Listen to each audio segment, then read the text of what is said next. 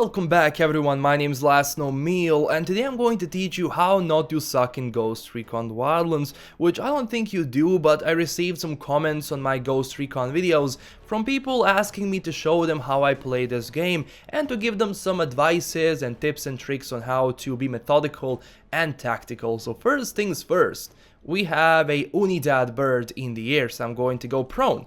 If you do go prone and go all the way on the ground, the helicopter is not going to see you. Again, this is going to be a practical example.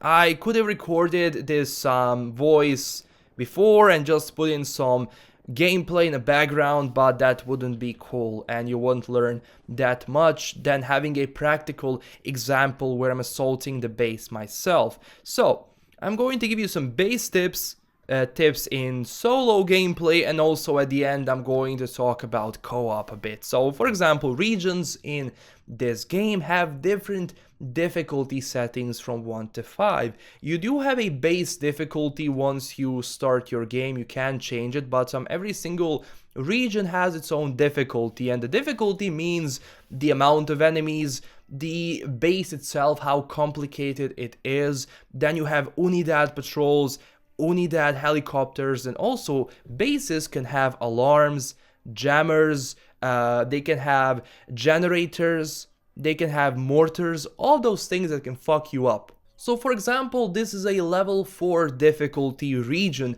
and this base could have a jammer, and honestly, you saw from the intro video that I did, this game gives you so many things to play with, from drone, night vision, heat vision, binoculars. It gives you rebel support, which is amazing. Those guys can drop off a helicopter if you do upgrade it by finishing their missions. They can give you a vehicle, armored vehicle. They have guns for hire, so you can like call in for more people to help you. You have a mortar you can use to basically assault the base and help you in playing it. Now, one more thing as well. You have C4, frag grenades, flashbang, all of those things that can help. It's just how you use them in this game is what counts, because thinking outside the box and being patient is what makes this game really interesting and fun to play, especially if you want to play this way. So first things first, we're going to use our drone. You can equip drone with some night vision, heat vision, so everything of that is in the skills I'm going to talk at the end of the video. So let's see if we can locate as many enemies as we can, and we do have the Oni Dad inside the base, and Oni Dad guys can be tricky, so you need to learn the highlights. If there is like an orangey red highlight somewhere, that means there are some enemies inside that area, and until you don't basically have all of these orangey circles, and if you see all of those highlights inside the minimap, that means there are enemies still, and you need to basically scout all of them, because knowing the position of your enemy is key. Even if you want to go and just shoot everyone and everything inside the base, if you know the position of the enemies, you will have a good time going inside it. Now, we do have alarms. We don't have any jammers because I wouldn't be able to use a drone. We do have a generator right here that can disable all of that, so that's useful. And you can use your drone to disable the generator because you have different kind of drones. You have EMP drone, you have the explosive drone, diversion drone, everything that can be useful. It really depends from your play style. Even using weapons in this game, SMG, light machine gun, assault weapons, it really depends from your playstyle. So find your perfect weapon that gives you enough range and firing speed and accuracy to just own shit in Ghost Recon. Now, inside of these things we usually have people, so I'm going to scout this thing as well, because we do see this red highlight somewhere inside of this area, so we're going to go and scout it, and there we go, one guy is right there. We do have two guys with a machine guns, so going this way wouldn't be smart, because you need to look for point of entry, and point of entry is something you always need to look out for. And the point of entry means from what side am I going to enter and encounter least resistance. And for me, that would be this area on this side, because I can go through here and go all the way. Oh, I'm losing battery. Cool. I mean, upgrading battery for a drone is not really a useful thing. It's more like upgrade the range of your drone, because they can just call in another one immediately, because this game gives you infinite amount of drones. And even though for a lot of people that's game breaking, just don't use it if you don't want to use it. Simple as that. Okay, we have some enemies down there. I also believe we have, yeah, we have 2 guys on this side as well. And my range is going away. We do have 1 sniper. Okay. Yeah, I think the best point of entry would be from behind the camp. So all the way on the other side. And it gives me closer to my objective, because, you know, this objective is what we need to do after all. And I'm going to skip these Oni Dad guys, because if you see this purplish highlights on the map, that means there's some Oni Dad, and I'm losing. Yeah, there they are. We have 2 Oni Dad guys, and assaulting Oni Dad is not a smart move. You need to kill those guys immediately, because if they do call for reinforcements, you will have something like a wanted level, something like in GTA.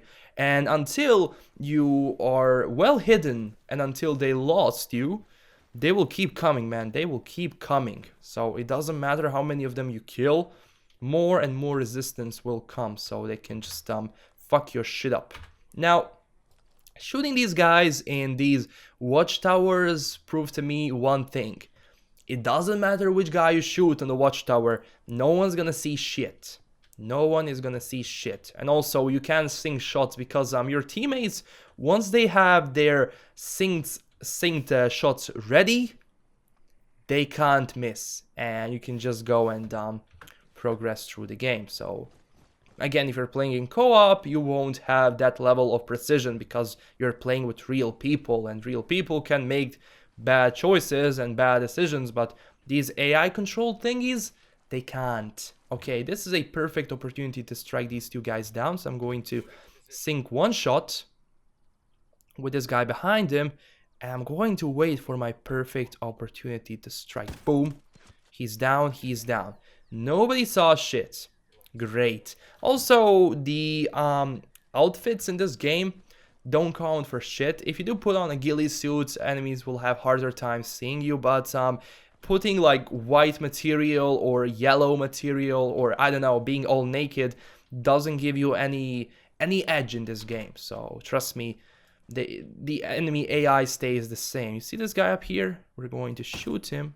Bam, he goes down, and we got rid of this guy. And getting rid of these snipers is the most useful thing, because if someone can see you, these guys can fucking see you and just destroy your day.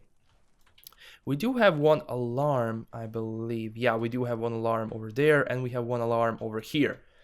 And having an alarm in a base means they can call in for air support, as I said. And air support is not good. But we can just go and shoot these power boxes, and it's going to disable the drone itself. You can just shoot it straight away. It's not going to alert anyone, so you're kind of safe that way. We have a mortar down there, and is there someone on this watchtower? No. Okay, this side is good. We do have a medal we can pick up.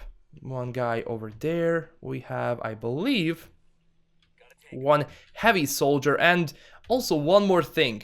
When they're not alerted, you can just kill them with 1 or 2 shots, depending on your weapon and the damage of your weapon. But once they go in full combat mode, they get more HP and more armor, and it doesn't make sense, but still, it's a part of this game.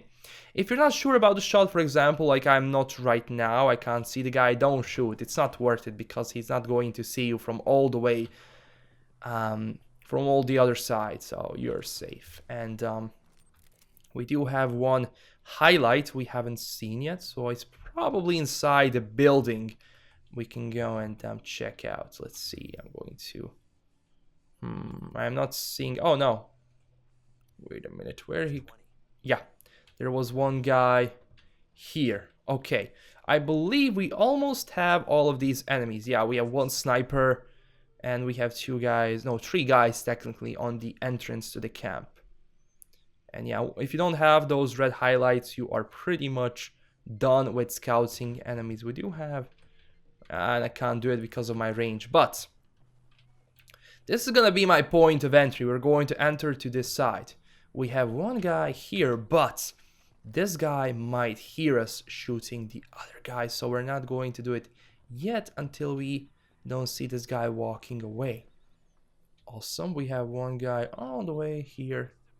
I don't think he's gonna see shit, and bam, he is down. Now they will change their patterns when they're walking and patrolling once you start shooting enemies. I don't know why that happens. They're not actually looking for their teammates, but they just change positions for some reason, unexplained reason. They're not even alarmed. They're just changing positions.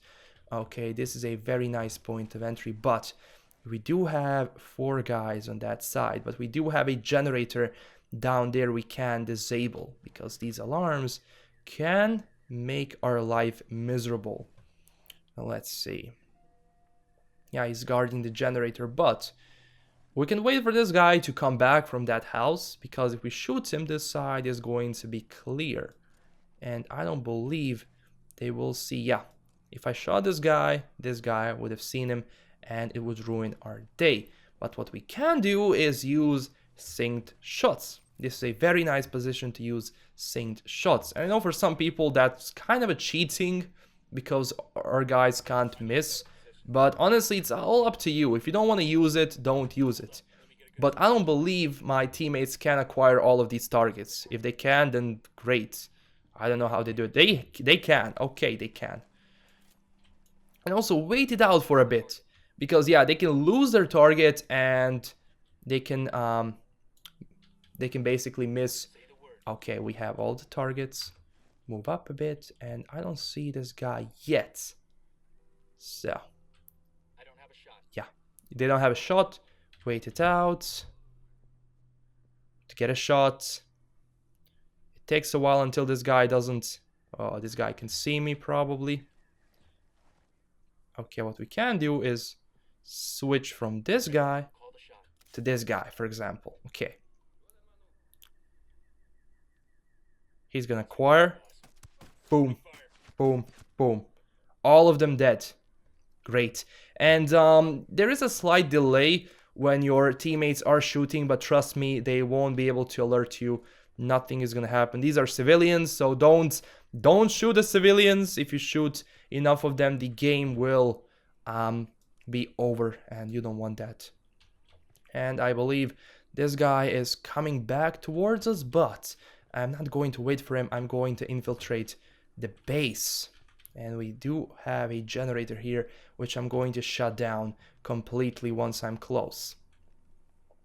Right now, I need to be careful on the other guys patrolling this area, because if they do see someone, I might be alerted. Also, bodies disappear, as I said, in this game, and that can fuck your shit up if you're looking for immersion, which you're not going to get.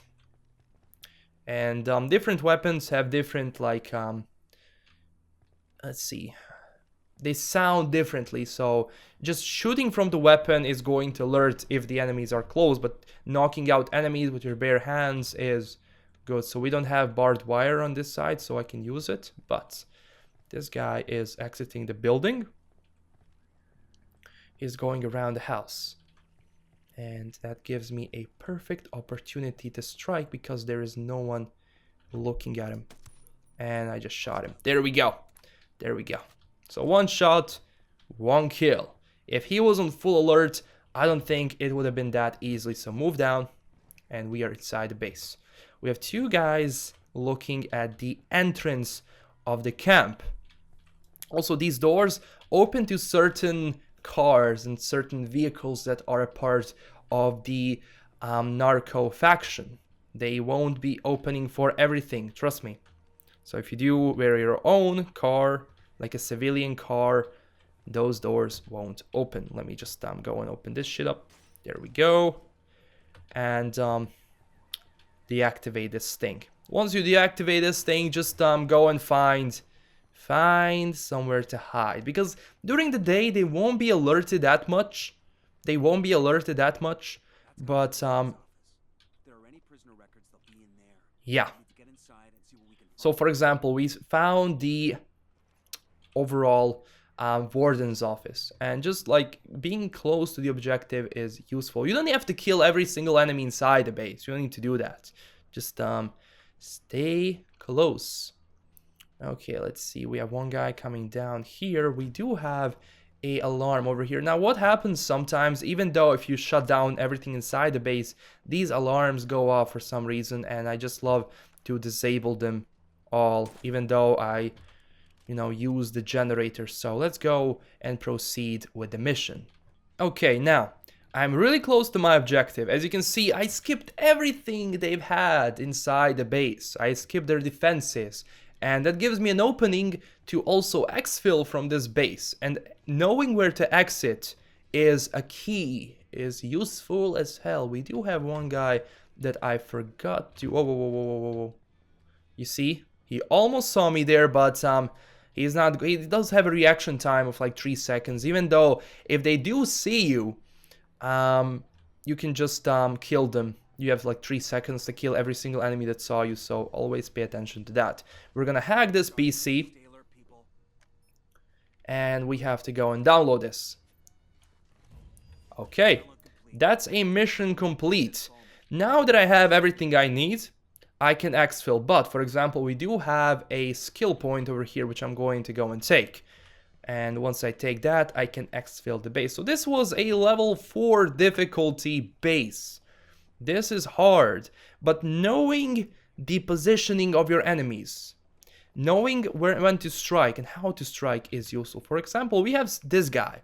He is going towards this area because they need to populate this area. And I'm going to go all the way up here, because I don't want this guy to see me. I'm not going to strike yet because he is close to his friends and they might see him. And I'm just going to wait him out to go all the way there, and bam, he is down. I believe we have one more guy coming up. Because there is a body here, I'm going to stay close, because if he starts going up, I may need to kill him. Yeah, he's gonna probably go this way. We have one guy covering the entrance. Also, moving away from the body can sometimes result in body disappearing. For example, as I just pointed out. Okay, move back here. Wait him out. Don't assault yet. We have one guy on a machine gun, and if he gets alerted, we are fucked. So they really want to populate this area. We're gonna move away from him. We're gonna go all the way here. And he's gonna stop at this. Is he gonna stop? Yeah, he stopped at the warehouse. We don't need to kill him, but if he becomes nuisance, I am gonna kill him. So that's it. But using everything at your disposal is... But he's probably gonna see me going up the stairs, and I think I will take him out. Yeah, because I don't know where he's gonna be once I'm done with my mission. So wait him out. Be at the ready. And he's down. That's it. That's it. Now this guy can be a problem if he does see me going up the stairs. So what I'm gonna do is have my guys at the ready. So always know when to strike. This guy could see me potentially. I could wait him out to turn around or just risk it. Let's see if I can risk it. Okay. Going up and get the medal, and okay, so they can't get a sync shots on him, which is okay. It wouldn't make any sense if they could. And you see these two Oni Dad guys? Don't alert them for no reason, because you don't want to die. Okay. We can try to exit the way we came, or we can go out on the front entrance, because, you know, you don't need to be all the way that much tactical, but still.